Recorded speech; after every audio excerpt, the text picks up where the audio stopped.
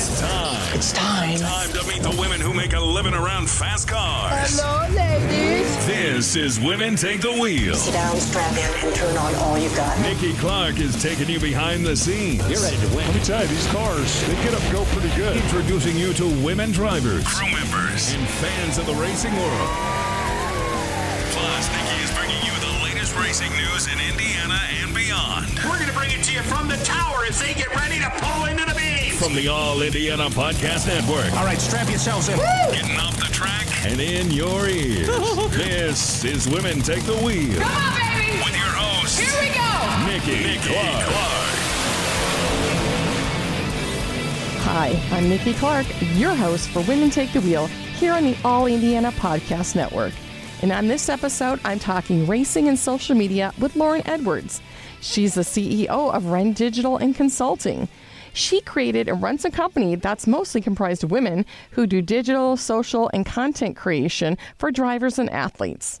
Lauren tells us how driver Jimmie Johnson helped encourage her to take the leap to start her own company, how she's grown her business over the years, and she shares the behind-the-scenes stories of some of her most popular social posts that you probably clicked on and liked.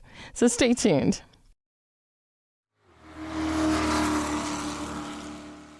Your day moves fast. Your news should too. That's why there's a new and improved Wish TV app bringing you more local news, breaking alerts, live streaming, weather forecasts, radar, and Indiana sports all in one place. Customize your news feed to see the stories that matter most to you and get the information you need when you need it. Download the new and improved Wish TV app today on iOS or Android and take News 8 with you everywhere.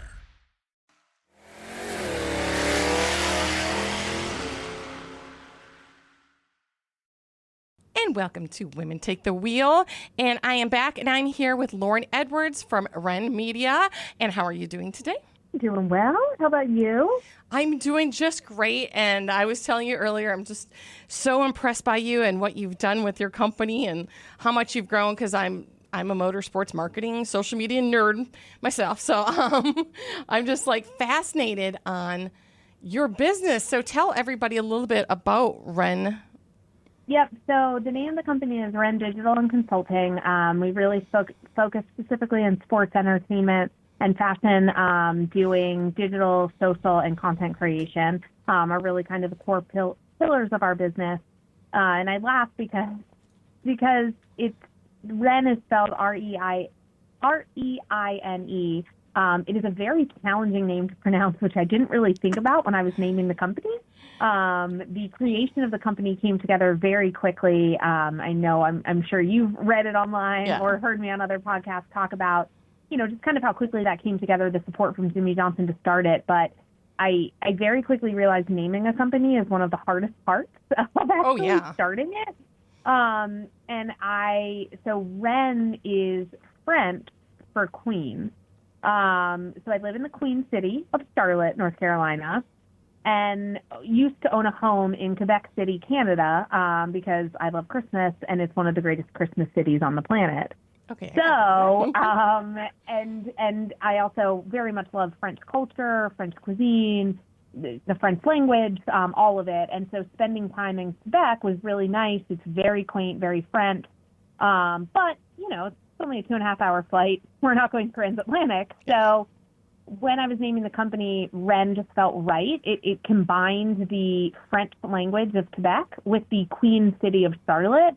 And it's taken on a bit more meaning as we continue to grow and evolve. And I've really become a strong female leader in sports. Just kind of having that queen moniker. I'm like, yeah, you know what? That's right. We didn't come out and say we're Queen Digital. We're Reine Digital. But subtly, I know it's French for queen. But I'm like, you are the queen now. I'm like, from reading, what you do and how you work with. So your company, I'm like I said, social media, digital, motorsports, and it's a lot harder than people think. And so talk about some of the things that you do for some of your clients, like drivers, and for example. Everything's a little different, but in general, we're really helping to develop our athlete and personality clients, develop their brand on social media through utilizing the platforms in the most strategic ways, being experts at understanding each social platform individually, how the algorithms work, and where value lies, and then taking that knowledge that we have as an agency, working individually with each of our athletes and personalities to then develop strong social content and programming that can help amplify who they are and really get their message specifically out. So for some of it ranges across the board depending on the athlete, on what they prefer. Some of our clients don't even have social media downloaded on their phone. Oh, wow. Every single post you see is our team. You would have absolutely no idea. Not to say that they don't see the social that comes across. We get approvals on things, but they just don't want to be involved, but they understand the importance of social media. Then we have clients that, are doing a ton of posting on their own, but they just want to have fun. They're like, when I post to social, I just want to enjoy it. I don't want to have to think about a brand post or did I make enough posts this week? Am I consistent? Am I there? I don't want to think about it. I just want to have fun. Great. See? We'll think about it for you. We'll make sure that there's plans and consistent content. Partners are happy. Teams are happy. All the things. You just have fun with it. And so it really kind of runs the gamut on what each individual wants, but we have the capabilities to meet them where they're at. And I've been looking at some of your fun stuff, and I got to say one of my favorites was that Jimmie Johnson hangover one. Oh, my God, that was so funny. Where you had him that was so funny. How'd you talk him into doing that? So that was one that we did not have planned. We actually had other plans heading into that championship. I think that was his 6th championship back in 2013. And we had very different plans. And Jimmie had done some pre-media in LA. And on the plane from LA to Vegas, we had opened a couple cocktails. We were all getting ready. Oh, our Champions Week in Vegas. It's going to be fun. And we started making hangover jokes. It was Jimmie and Chad Knaus, me, John Lewinson, Jimmie's business manager, and Christine Curley, who at the time did Jimmie's PR. And we were just laughing, having a good time. We were making hangover jokes. And then someone said something about oh, we should do the hangover. And I was like, well, I mean, we can. And they were, what? And I was like, I mean, we could recreate it. That would be funny. And it just kind of snowballed and spiraled from there. And I shot a few, text messages to Jimmie that night, oh, what if we did this? What if we did that? And I woke up the next morning to a voice memo from Jimmie asking if he thought I could find a real chicken in Las Vegas. He was like, yeah, wasn't there a chicken in the hotel room? Do you think there's a farm around here? Do you think we could get a chicken? And I was like, oh, you have jumped the ship there, jumped the shark, whatever that phrase is. I was like, no, that's too far. I will go get a stuffed chicken. I'm not buying a real chicken, Jimmie. And do not even ask me about a tiger because it's off the table. But ironically, I ran to, there was, I don't know, a Toys R Us or something in Vegas that I ran to, and there was this massive full-size stuffed tiger. And I was like, well, if this isn't fate, I don't know what is. Let's buy it. Let's go. And we just had the most fun with it. And even best part about that story, too, is I'm like, oh, my God, Christine Curley. I worked together with her. We actually worked together in Kansas City at KBC TV. Oh, my gosh. What a small world. Oh, we love Christine. Yes, yeah, Christine was the one that I called to get approval on the tiger because it was a couple $100. And I was like, I don't know, I'm calling. And Christine said, oh, my God, are you serious? You just won a championship. Buy the tiger. And I was like, okay, that's fair. That's, that's good feedback. Thank you. In her very Christine Curley way, I was like, yeah, absolutely. Yep, you're right. Thank you. Oh, I love her. I'm so glad I got to do it. And then, do you ever have trouble with, drivers? Trying to have to encourage them to be like, dude, it's fun. Trust me. It's fun. Do they ever give you pushback, or are they more like, whatever you say? No, definitely sometimes you'll bring something up and a driver will look at you like, I'm sorry, excuse me? You definitely get those moments where what I say all the time to our clients is 90% of the time, I should be bringing you things that you're like, yeah, love it. Or, our team. 90% of the time, Ren should be coming to you and you should be like, yeah, awesome. Let's roll. Sounds good. Great idea. 10% of the time, you should be like, whoa, what? Because we should be pushing you a little. In order to be cutting edge, in order to be the best, in order to be wonderful, sometimes, if you just do what everyone else does and you just post a nice photo of a car on a racetrack, where's that really going to get you? So let me push the boundaries. And then we do that occasionally. they always have the option to say no. Like, we're never going to force someone to do something, but I'm going to explain why we think it makes sense. And then I'm going to say, let me film it. So there's a great example. Most of my stories really relate to Jimmie because that's the client I worked on the most. At this point, we have 16 employees at Reine. So, a lot of the other girls, I'm sure if you put any of my other, employees or anything on here, they would have different stories with the various other drivers that we work with. But I'll default back to Jimmie. 2 years ago, maybe, around the Indy 500, we did some promotional stuff with Blake Shelton, and I don't know if you remember the TikTok "I'm So Pretty" challenge, where you Yes. bounced your hand on the phone camera and it meant transform. Oh yeah. And we wanted them to film that, and I was like, "Hey, can you guys film this?" And both Blake and Jimmie looked at me and they were like, "Seriously?" And I was like, "Yeah, I know it's gonna sound crazy. I know, I'm aware." But can you just do it for me anyway? And I promise I won't embarrass you. I promise. But I guarantee you this will perform. I promise you. And they were both like, "You're crazy, but we'll do it." All right, fine. And they made so much fun of me. They were like, "I can't believe we're doing this." Well, darn if we didn't post a video. And that thing got over 1 million views on TikTok. And I sent it to Jimmie, and I was like, "Yep, look at this. I told you it would work." And they were both like, "Well, yeah, all right, fine." Oh, And my so that's our goal, is if I'm ever going to push you, I'm going to be able to deliver. I'm only going to push you on the things that I know I can deliver on.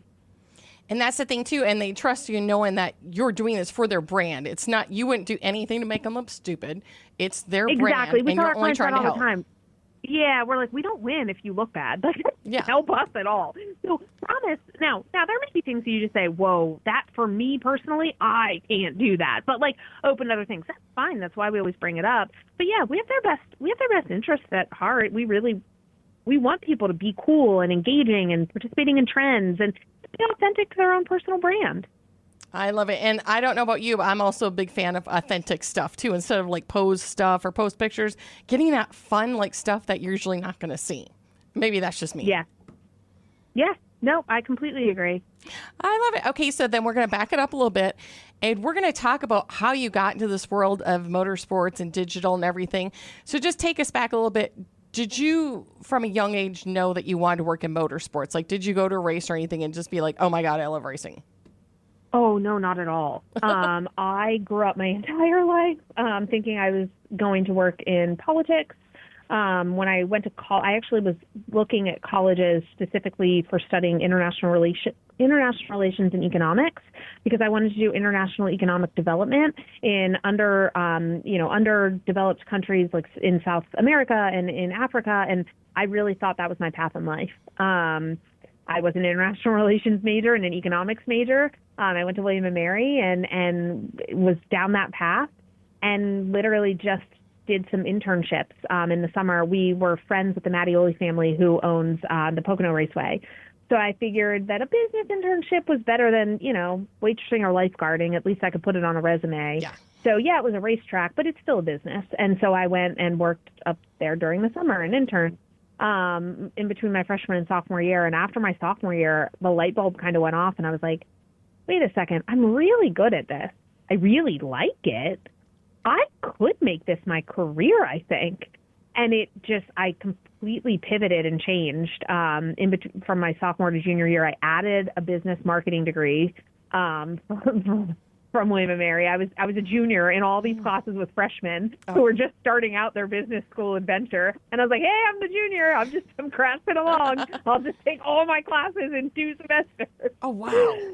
So added that on, and then I ended up doing an internship at the Philadelphia Eagles in between my junior and senior year, and I loved it. But I very quickly realized I didn't necessarily want to work. I'm a huge Eagles fan. I grew up in Philadelphia. I am a massive, massive Eagles fan.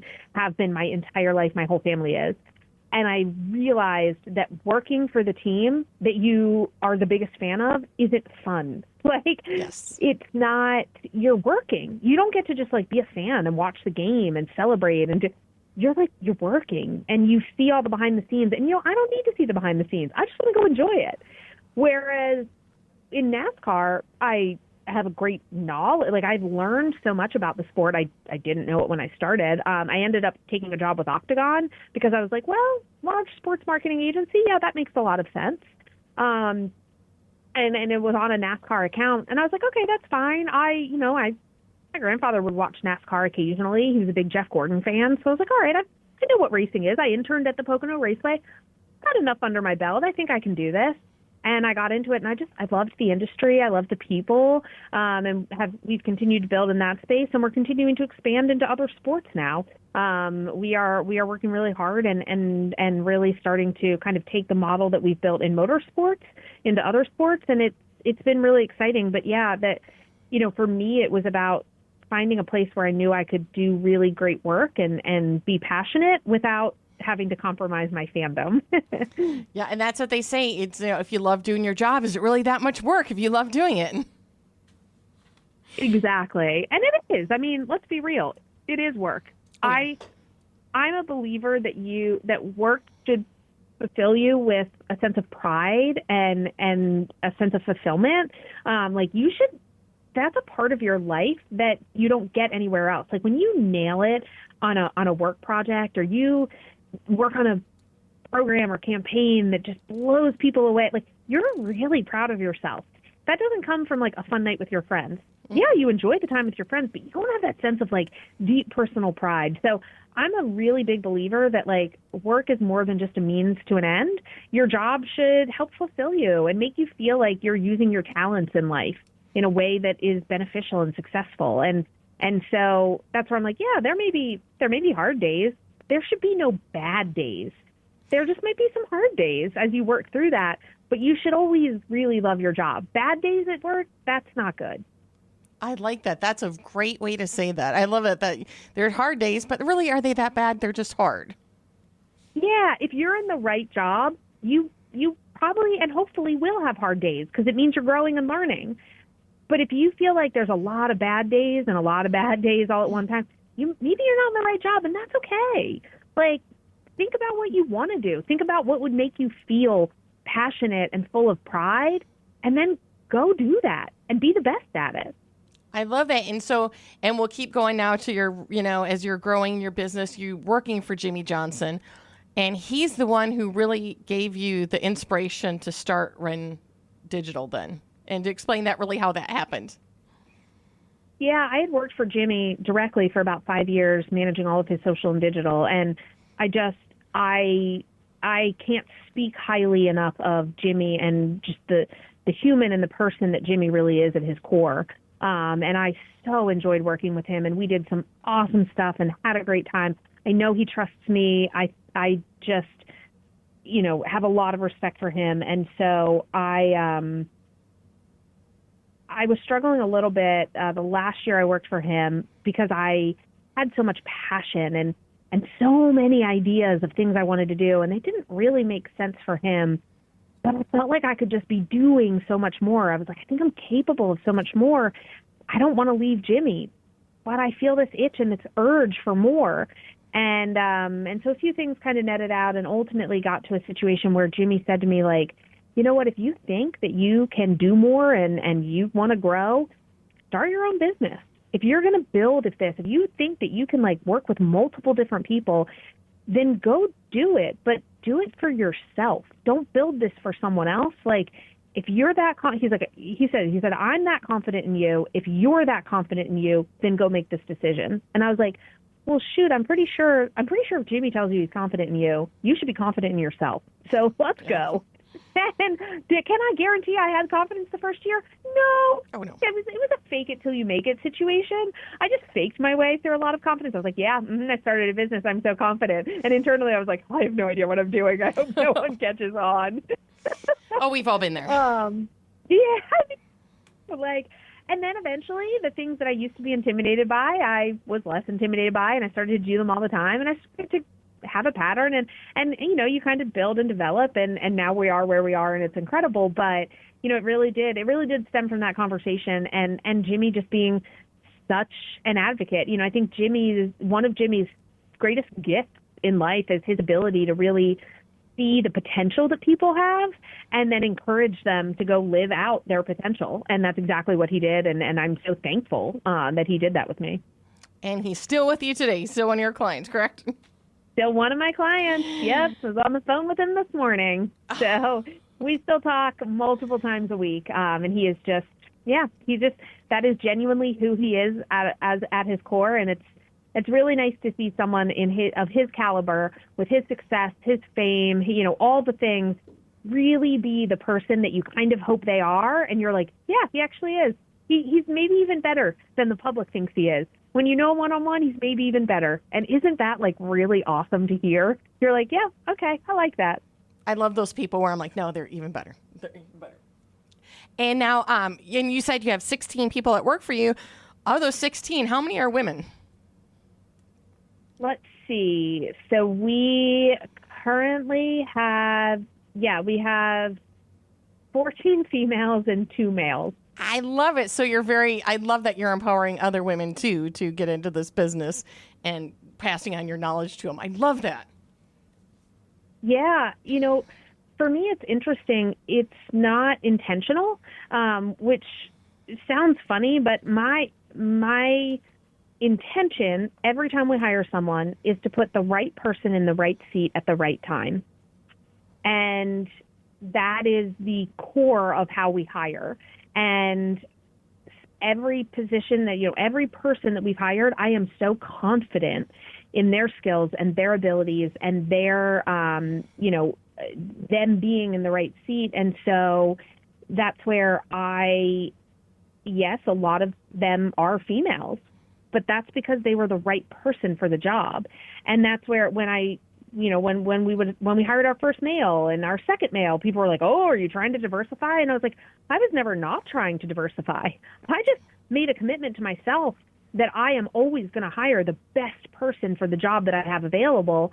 So far, it's been a lot of females because we're awesome. Yeah, but yes. There are some really strong males that are absolutely the right fit, and I will hire them just as soon as I will hire anyone. I just need to know that you're the right person in the right seat at the right time.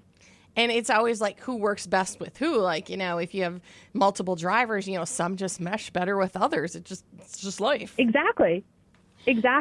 And just, what those roles are, like we really are very intentional with our hiring. And that's part of what has made us so strong is our employees are unbelievably talented. And we empower them to be their best, to they feel comfortable making the decisions that they need to in their jobs, and then encouraging them to grow and never settle and just say, well, this is my job and I'm just going to sit here. No, like continue growing and developing. There's always a place to go at Reine. That's never the concern. We want to see people grow and succeed. And you have such a list of, clients as like Jimmie, Brad Keselowski, Eric Jones, Alex Bowman. Oh, by the way, and Hoosier Tire, which is just down the block for me. I love them people over there. So I work with Susanna Stape. And then Eric Jones, you've done awesome with him because I got to meet him at the NASCAR race in 2022 here in Indy. And he's just the nicest guy. Oh, he's so nice. We absolutely adore Eric and his wife, Holly. Like, we just adore the two of them. They are so kind. And Eric is so smart. He's a phenomenal race car driver, but he's just a really smart individual and really interesting. He has so many fascinating hobbies. He'll mention something. I'm like, wait, what? You know about that? He's interesting. He's awesome. Yeah, I was very fortunate. My friend works over there, my friend AJ Ware, and so I actually got to go, walk the bricks with him. I got to go like down pit row and everything, and I'm like, I can't ever go back to a NASCAR race because this was awesome, being treated like a queen today. Aww. So I just love them over there. So then now here I am. I'm going to put you through like the race questions off the top of your head, fun stuff. So do you have a favorite track? Well, I pick tracks. Okay, so I two different ones. Favorite track to visit for just the overall where I'm going, Sonoma. And anyone that doesn't say that, I think is lying to you. Love Sonoma. Oh, I hear you. I love Sonoma. Yeah. The racing is fun and awesome. It's a different look and feel where we have elevation. So the track itself holds up. But then, please, we're in Sonoma and Napa. And even beyond the wine, I mean, yes, the wine is fantastic. The food, the atmosphere, the landscape, it's just amazing. Oh, you don't have to sell me I'm a wino. I love going out there. It's like you wine taste Thursday, work on Friday. Exactly. As far as just straight racing, I love short tracks. give me a Richmond, give me a Bristol, give me a Martinsville. I just love short track racing. I love it. It's that's my jam. And what is your favorite race of the year? Ooh, favorite race of the year. I think Daytona 500. It just it's like the first day of school. You see all your friends again. There's such high atmosphere and energy. It's fun. And do you have a favorite race win or favorite race win memory? Ooh. Okay, there's two. Okay. I'm really bad at this. I'm giving you two answers for everything. It's okay. Apparently I'm indecisive. Okay, one is Jimmie's Kansas win that was the SpongeBob race, and we were in Victory Lane with all the SpongeBob characters, and it was just the most absurd Victory Lane I've ever been a part of. That's awesome. At one point, Jimmie had to yell, like, from the stage. He was like, Squidward, your dome is blocking the photographers. I'm like, what is happening? So that was a good one. And then the summer before, Alex won in Pocono, and my dad actually drives the pace car for Pocono. We're still, again, friends with Mattioli family. So he's driven the pace car for years. So he was in Victory Lane. So I was able to be in Alex's Victory Lane with my dad, and it was just really cool. See, and it creates so many memories for you like that, like family memory. That's something I always bring up too, is how racing makes people family. And then in your case, it was real family. Yeah, real family. Like I was like, Dad, oh my God, we got a photo. It was great. Like it was just fun. It was fun to get to see him watch me do my job in Victory Lane. Like it was just cool. It was fun. Oh my gosh. And something I always ask everybody is, what is your one key piece of advice for other women who want to get into a motorsports career? What was the one piece of advice you would give them? I would say this is true of all sports, but especially motorsports is, it's a really small industry. Every action that you take, even as a 23-year-old, impacts someone in some way and will continue to be impactful for years to come. And I think that's part of what has helped me grow Reine Digital, is that I always worked really hard. I always was kind to people. I always wanted the best for any organization I worked for or worked with. And I think people saw that in me. And so when I started my own company, I already had a really strong reputation in the industry for just who I was personally. Now Reine has its own reputation, and that's incredible. But for a while, it was just mine because I was the only employee of the company. And I was able to grow from that because I think people know I genuinely care and genuinely work very hard. And so I would say for me, that side of things is very important because we, as you said, the industry starts to become your family. And if you're the cranky, angry aunt who is always miserable and always treats people poorly, people remember that, and you might need them in the future. Oh, I'm like, dude, was I the cranky aunt? Now you got me thinking. I'm like, was I the cranky aunt? No, if you're even thinking that, you probably weren't. But, okay, it does. It makes, and here's the thing, people also change. So even if you were at one time, even if you're like, oh man, you know what? You can always overcome that. Like, I think most people are very much willing to give grace and be like, oh, yeah, remember when I was 24 and I did that horrible thing? Yeah. Now I'm 37. I would never. I mean, I recognize how much of a moron I was. And people can get past that. But all those things over time add up. So if you did it for 10 years, well, you might have a rough 10 years ahead of you.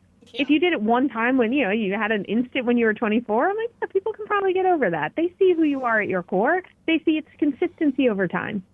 Nice. I love that. Okay. So now, where can everybody find you at? Like, where can they follow you on social media to see all the great work that you're doing and be inspired by the great work you're doing? Yeah, absolutely. So first, the Reine Digital channels are just at Reine Digital on every platform. So super easy. Go follow Reine Digital. That'll give kind of, the little behind the scenes of the work that we're doing, tips and tricks, things like that. And then from my end, my Instagram is Lauren Ashley Edwards, and I'm constantly trying to share some of the insights of what my life is like running and owning this business. And then I definitely talk a lot more NASCAR related things on my Twitter, which is Lauren _Edwards. So any of those places are great, and we're all tagging each other. So if you follow one of them, you're going to see all the others. That is perfect. Thank you so much for talking to me today. Like I said, I'm a huge fan, kind of fangirl of what you've done and what you accomplished. So thank you so much for talking to me today. Oh, you are so welcome, and I'm so glad to have the opportunity. This has been so lovely, and you asked wonderful questions. I'm realizing I need to get better at like one-word answers. I need to work on that. You are fine. You are fine. Thanks so much again.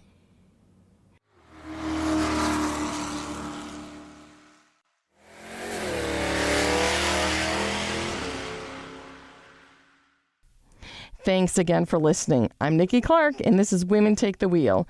Be sure to connect and follow on Facebook when you search for Women Take the Wheel podcast. And be sure to follow and subscribe to this podcast right now on the All Indiana Podcast Network. From the All Indiana Podcast Network, this is Women Take the Wheel with Nikki Clark. Follow and subscribe to this podcast now and discover even more great podcasts on the All Indiana Podcast Network. Online at allindianapodcastnetwork.com. allindianapodcastnetwork.com.